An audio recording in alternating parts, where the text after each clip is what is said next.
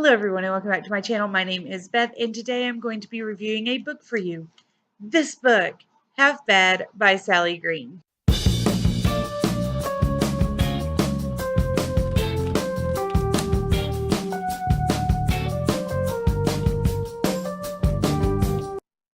So this is the first in a trilogy, so yes, there are 3 halves, don't think about it too hard.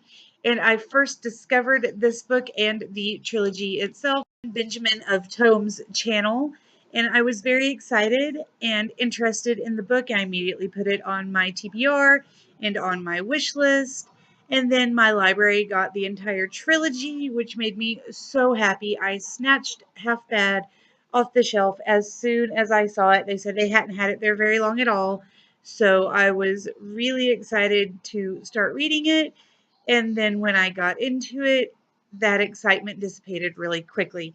Let me tell you a little bit about the book first. Our main character is Nathan, and he is the product of a white witch and a black witch, the only known half and half to exist at the moment, as far as we know, according to this book. His father is Marcus, who is the most powerful black witch of his time. And his mother, I'm not sure what her name was. She died before the beginning of the book, and she was a fairly powerful white witch. And so we learn more about how he came to be throughout the book. But at the beginning of the book, we are told that his half siblings were all white witches, and Marcus killed their father, and then their mother wound up pregnant and had him. So that's kind of where we start the book. These 4 kids, the 3 white witches and their half brother, the half and half, are living with grandma, and they live in a world where there are witches, the black and whites, and then there are kind of fanes who are humans and don't know about magic, so they have to be really careful. And throughout the book, we learn more about Nathan. It's told uh, in a way that's supposed to, I think, make you feel like part of it. It's everything is you think that you're going to. It makes you miss. So it really is supposed to pull you in, but I felt really detached from Nathan, and I feel like a different style of writing, a different tense, perhaps a different person might have allowed me to draw into the character more, but I don't know.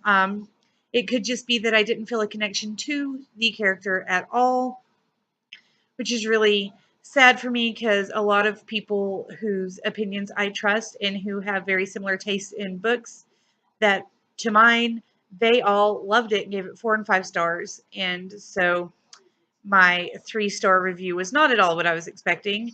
But throughout the book, Nathan has several things mentioned, like it mentions multiple times that he's dirty. He has like 1 change of clothes.